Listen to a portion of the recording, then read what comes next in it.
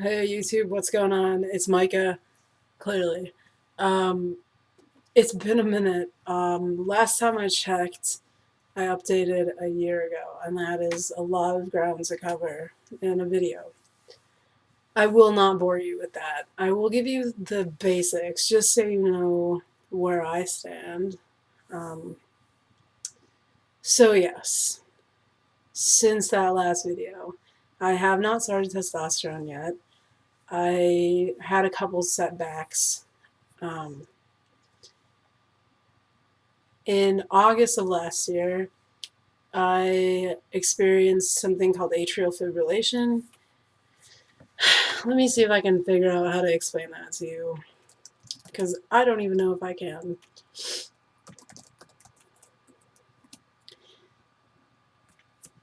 Okay. Atrial fibrillation is also known as AFib, so if you ever hear me explaining something called AFib, this is what I'm talking about. Atrial fibrillation, according to Wikipedia, is the most common cardiac arrhythmia, heart rhythm disorder. Um,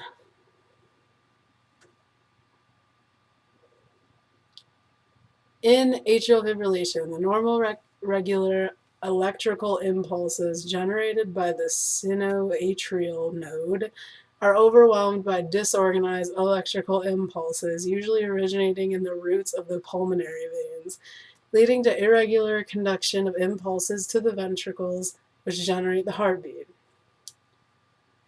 This is too much. My heart knocked itself out of rhythm and was beating, if I remember correctly, 270 beats a minute. Clearly, that's not safe. Um, I had to experience, I think the correct term is defibrillation, which most of you know as that dramatic stuff they do on shows like Grey's Anatomy or ER. Clear, you know what I'm talking about? Um, I did experience that while conscious. It was extremely traumatizing. I spent 3 or 4 days in the hospital. Um, and eventually, after a lot of tests, a lot of blood work, it was determined by my doctor that I was under the influence of drugs and that I did it to myself. That was not the case. Um, I ended up going to an endocrinologist to have it figured out. Um, and after tons and tons of more lab work, it still was not necessarily clear what caused the atrial fibrillation. Obviously, that was extremely frustrating. And having a near death experience at 20 was more than I could handle.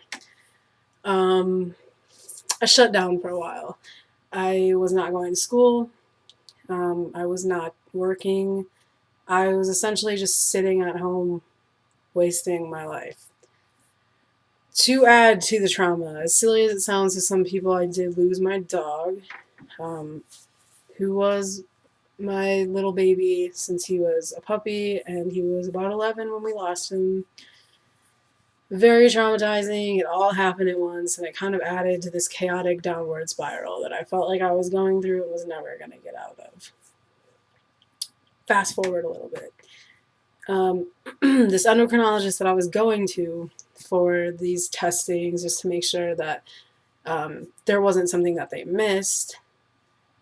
This doctor, I explained to her that I was trans and that I did eventually plan on taking testosterone or just, getting through HRT. And she told me that she personally did not believe that it would ever be safe for me to do such a thing. Again, this was another setback. And I was back to square one, and I was kind of at this point where it seemed like nothing was ever going to happen for me. Um, and so I kind of shut down again, and I got really discouraged, and nothing really seemed worth it. Um, so, spent a couple months sitting around and moping. Went back to identifying as genderqueer, gender fluid, because I didn't necessarily know how to explain what I was without the ability to perhaps take tea in the future, I didn't feel that I was necessarily trans. It sounds silly, but that was my thought process at the time. So we moved. My family moved a little bit farther from the city than we were. And it was a chance to start over new. And instead of sitting around and moping here, I got my driver's license. I got a full-time job, which I've been at for about 4 or 5 months. And eventually I started feeling better. I made some really awesome friends at this job. And in the process, I realized that 2 staff members on the team that I'm working on are also transgender. One of them is fairly new. One of them was working there before I even started working there.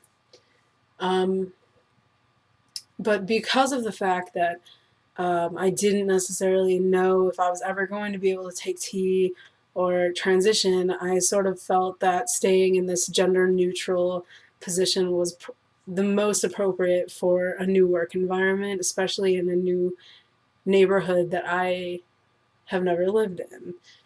I didn't want to make it as difficult as I figured it would be, and so I started going by MJ, and I did not ask for my preferred pronouns to be male.